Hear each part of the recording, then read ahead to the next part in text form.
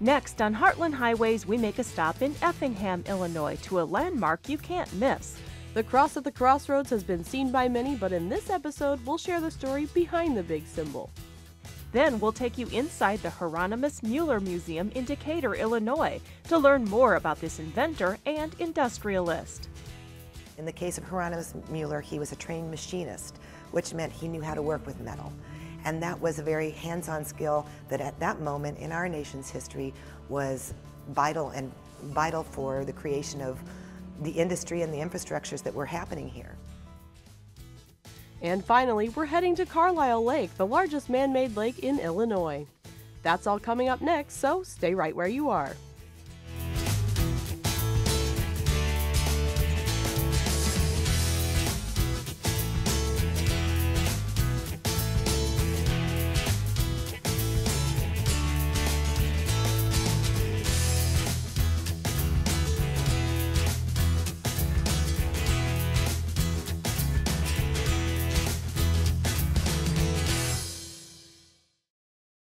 Heartland Highways is made possible in part by EIU's Academy of Lifelong Learning, providing all community members an outlet for their educational, social, and creative pursuits, opportunities to learn new skills, engage in topics of interest, and explore new areas of learning, available for people of all ages. More information available at 581-5114. Hello and welcome back to Heartland Highways. I'm Kate Pleasant. And I'm Lori Casey. Our first story in this show takes us just down the road to Effingham, where we get a story behind a larger-than-life landmark. More than just a religious symbol, the cross at the Crossroads has a story that has a community written all over it.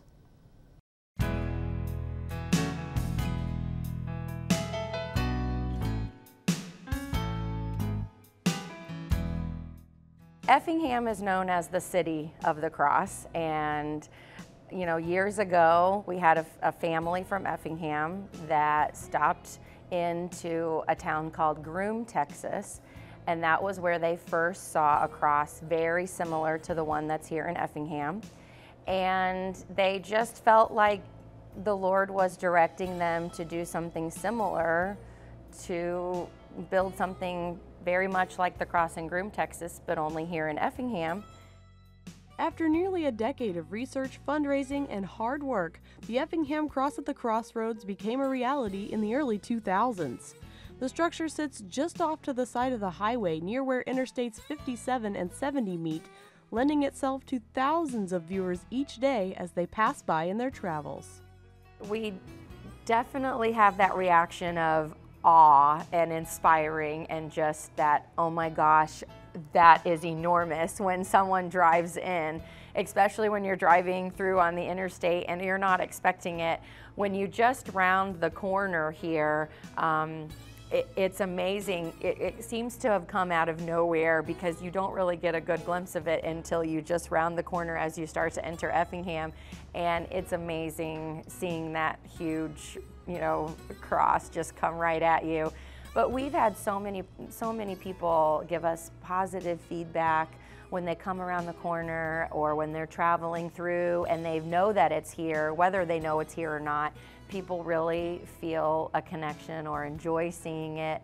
It's really done a lot for tourism here in Effingham, but most of all, what we like for it to do and what it has accomplished for us as what the goal of John and Fran Schultz, who first came up with this idea, was that it shares the Christian message of love, hope, and forgiveness. And Christy says that message is for all religions. We want to just make sure that everyone has an opportunity, no matter what your religion, what your background in faith is.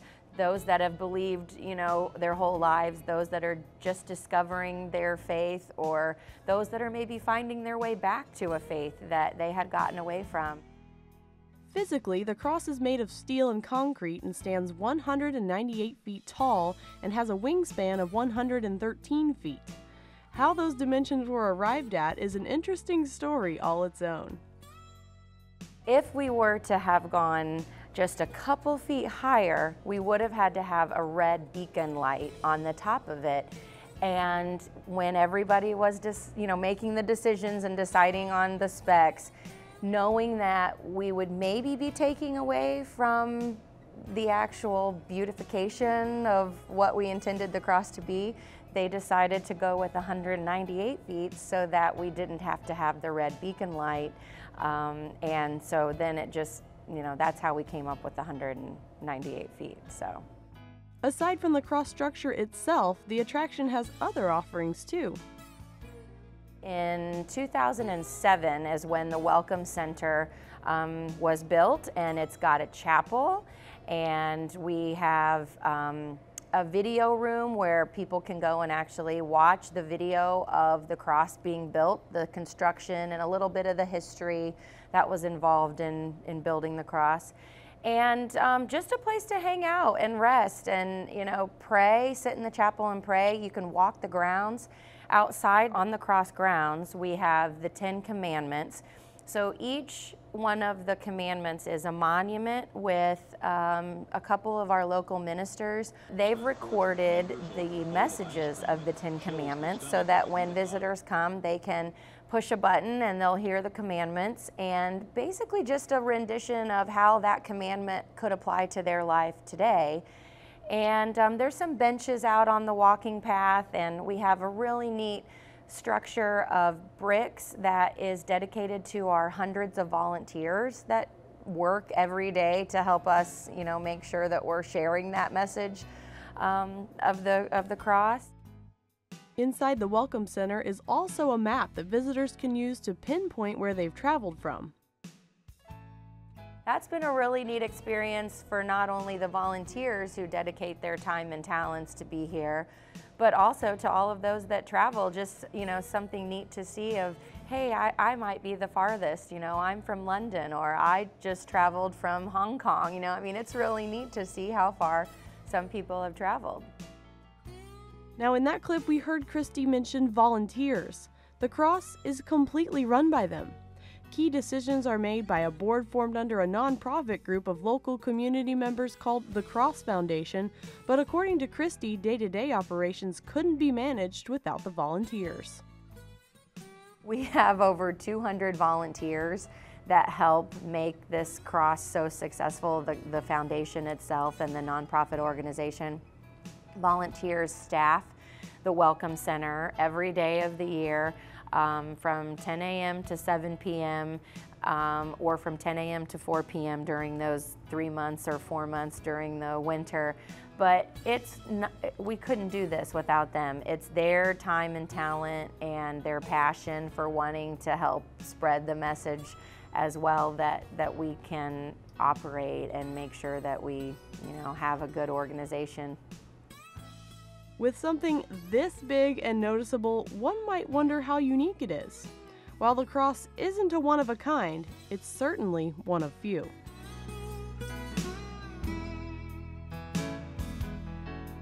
It's very much unique.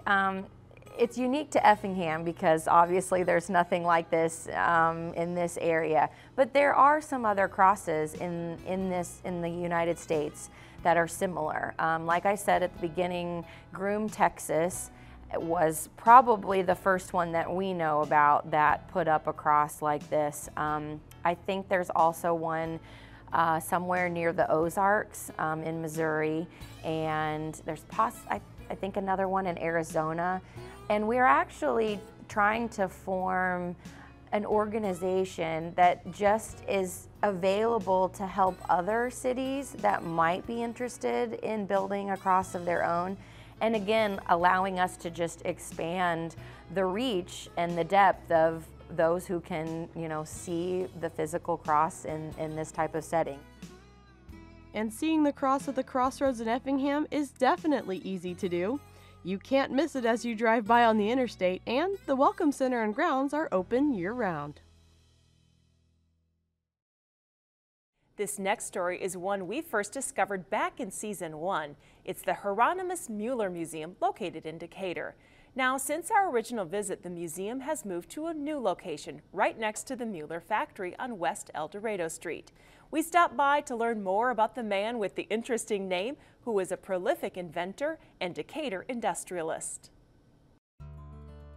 This museum really is a museum that narrates an American dream story. And it tells the story of a man who came here who had some particular skills. In the case of Hieronymus Mueller, he was a trained machinist, which meant he knew how to work with metal. And that was a very hands-on skill that at that moment in our nation's history was vital for the creation of the industry and the infrastructures that were happening here. Hieronymus Mueller emigrated to the U.S. from Germany in the 1850s and settled in Freeport, Illinois with his two brothers. It was here that he started a gunsmith shop. For whatever reason, things were not taking off up in Freeport for him the way he envisioned or hoped that they would. And his brothers told him that there was this town just a little bit south called Decatur, Illinois, and it was the junction of two railroads, and they saw the potential for this city to grow because of that junction of railroads, to grow for industry. And they told him to come down to Decatur and grow up with the town. In Decatur, Mueller quickly established his skills and reputation as a metal worker. In 1871, the city asked him to become the town's first official plumber and oversee the installation of the city's water distribution system. This move spawned the idea for his first invention. When he started having to create new water connections to provide water service to the different industries that were popping up here in Decatur, at that time when you tapped a water main, if you tapped it under pressure, which is what often was done in order not to deprive other people on that line of their water service that day, if you tapped and you didn't do it just in the right way, you would end up with water spraying out of the hole that you were drilling into the water main. And he realized there had to be a cleaner, easier way to do that. And that's how he ended up developing his drilling and tapping machine. Once the machine was developed, pieces such as valves and fittings needed to be made. This led to the creation of a foundry that would become the Mueller Company. His products became known for their quality and their durability. In fact, people even today are still digging up valves and parts in cities all over this continent, digging up valves that have probably been there in the ground for over 100 years. They create large valves and gate valves, like the one that's out in front of the museum is called a butterfly valve, and there are some smaller versions over here. Even those valves, these very large valves, were even used on the Panama Canal when it was being constructed. Throughout the Mueller Company history, they made a variety of products, including drinking fountains, sinks, tubs, and toilets. During World War II, they were a munitions factory. While those products have come and gone, the company continues to produce various items for the water and gas industry, as well as the fire hydrant. You walk around the city of Decatur or pretty much anywhere in this area and you'll see Mueller fire hydrants. They don't have all the fire hydrant sales in the United States, but they have probably over 50%, over half of it. The Mueller Company was operated by the family until the 1960s. That sense of family was spread throughout the company to its employees in a variety of ways. I would say that the Mueller Company was unique amongst industries in Decatur because of its creation of the larger family in the context of employees and employees' families, one big family. Hieronymus was an immigrant, and so were many of his early employees. The first employees hired on by Hieronymus were immigrants like himself. These are people that had left everything behind in their native countries and had come here to a new country, a new language, a new culture, everything. And they needed to create a new sense of community for themselves. And they had lots of events and entertainment opportunities that were promoted by the company that they were all able to enjoy together. And in that sense, I think the Mueller Company and family left a mark on Decatur, and this company was different in that sense. In 1996, Jane Mueller, great-granddaughter of Hieronymus, and Vi Staley worked to open a museum that would tell the story of the man and the company. The original location in Scoville Park closed, and the current museum opened in 2005, again with the help of Jane Mueller. Artifacts and photos are from the collection of the company, the Mueller family, and employees. While browsing the museum, one may start to wonder about what this car is doing here. Because Hieronymus was German, and he came from Germany, I'm sure he kept up on things that were going on in Germany. And Carl Benz was in the moment of getting ready to mass produce the automobile. Not the Mercedes-Benz, Mercedes came in later, but the Benz automobile. And of course he wasn't the only one. There were pockets of inventors and here in the United States creating, but he was the first one to come out with one that was being mass produced. And Hieronymus learned of this, or knew of it, and he ordered one and had it imported here to Decatur in 1895. Hieronymus, being the inventor he was, took the car apart, refined it, and put it back together again. From that moment on, it became known in automobile history as the Mueller Benz.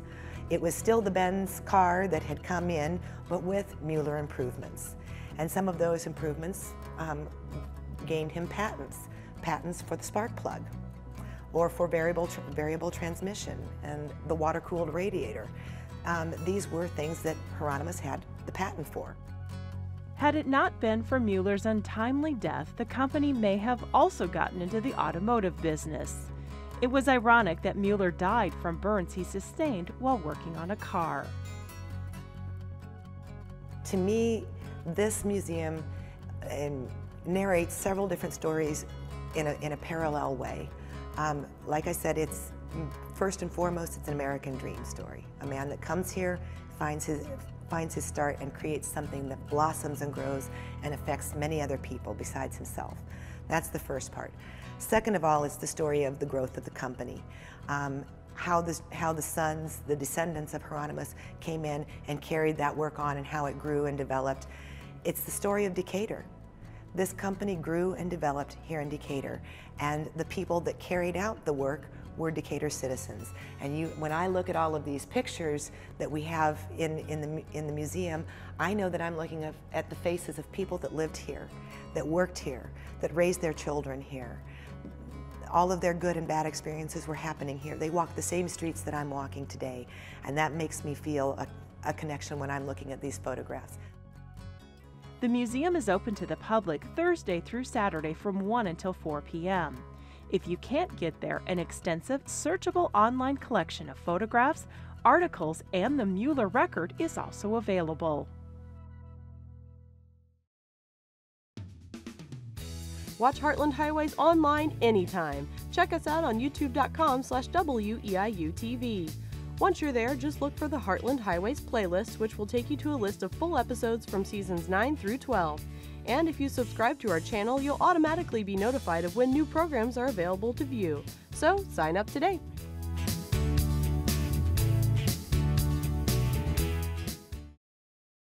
Hook up the boat and pack up the camping gear for this final story. We're traveling to Carlyle, Illinois to visit what some say is a hidden travel gem. Kelly Runyon brings us this story.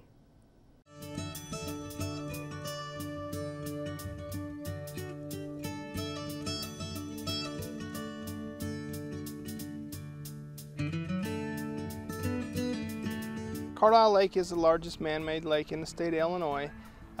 It covers over 26,000 acres of water at our normal summer pool. As you see right now, we're a little bit over that, but it has over 11,000 acres of property as well as the 26,000 acres of water.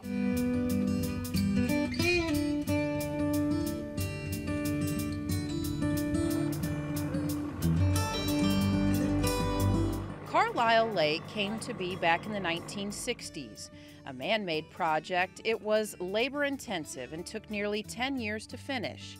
This body of water was constructed for a lot of reasons. The main purpose of the lake is flood control. Flood control being we can actually hold water to, like I said, prevent downstream flooding. Another main purpose of the lake is downstream navigation. We use water here in Carlyle Lake can be released for navigation for barges and such on the lower end of the Kaskaskia River, as well as we saw last year on the Mississippi River.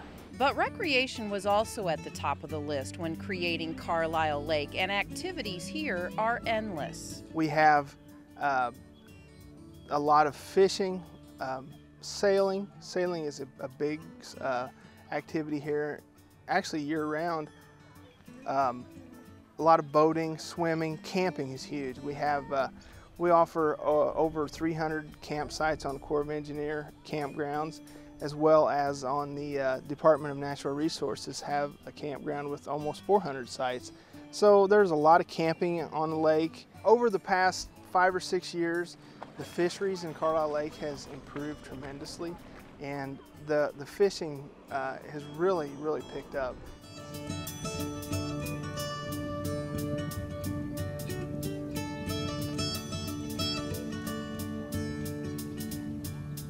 You could say the lake is a fisherman's fantasy come true. In these waters, you'll find bass, bluegill, crappie, catfish, walleye, and more than 30 other species. But Carlyle Lake is also known as one of the top waterfowl hunting areas in the state. We actually have, all the basic species that migrate down the Mississippi Flyway, the mallards, gadwalls, wood ducks, teal, all the diving ducks. Every year, Carlyle Lake seems like it serves as one of the larger areas for migrating snow geese. People have seen the large flocks of snow geese around, the big white geese you see, and there's been times where Carlyle Lake has actually held over 1 million snow geese resting on at one time. It's something to see in itself. We have, like I said, all of the basic species though, the wood ducks. There's a lot of wood ducks, a lot of mallards that actually nest on the lake itself, so we have a pretty good local population of ducks as well. While all kinds of fowl make their home on the lake, so do thousands of boaters. In fact, sailboat lovers gather each summer for some time on the water. In 1994, the U.S. Olympic Festival sailing competition took place at Carlyle Lake. Carlyle Lake is a big, like I said, the biggest lake in the state of Illinois, but it's open and it can get wind. There's always a breeze blowing on Carlyle Lake, and it seems like that it really suits to the nature of sailing. And they always have wind. They can always go out and sail. It's a relatively shallow lake. The average depth of Carlyle Lake is about 8 feet, so it's not very deep, and it suits the sailors. It's just what they like.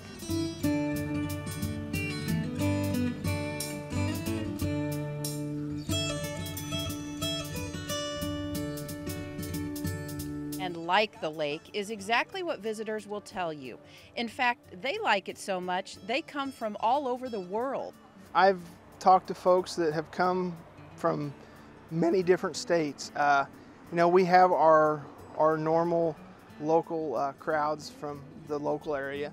We get a lot of people from the St. Louis metro area that come to Carlyle Lake, but I've met folks here from many states away. We get a lot of people that are traveling, retired age folks that are traveling from the north to the south that stop in for, it's camp for 2 weeks.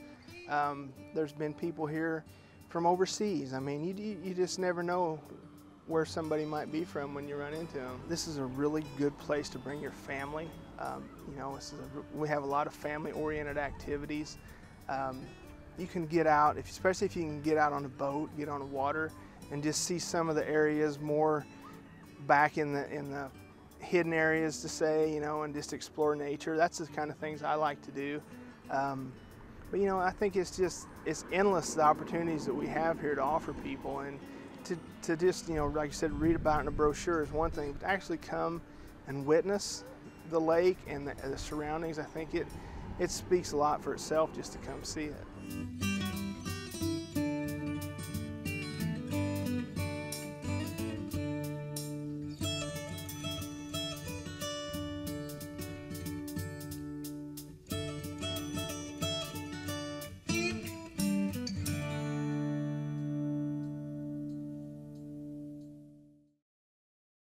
We hope you've enjoyed these adventures for this week, and maybe you'll take some time out to visit these places or others for yourself. And if you run across an adventure you think we should know about, just drop us an email at heartlandhighways@weiu.net. Heartland Highways is made possible in part by EIU's Academy of Lifelong Learning, providing all community members an outlet for their educational, social, and creative pursuits. Opportunities to learn new skills, engage in topics of interest, and explore new areas of learning. Available for people of all ages. More information available at 581-5114. If you'd like to purchase a copy of any Heartland Highways program, contact us at 1-877-727-9348 during regular business hours. You can also visit our online store at weiu.net or mail in your order with payment to the address on your screen. DVDs are available for $25 each. Visa, MasterCard, Discover, or American Express are accepted. Just let us know what show you're interested in by mentioning the story name or person featured in the show.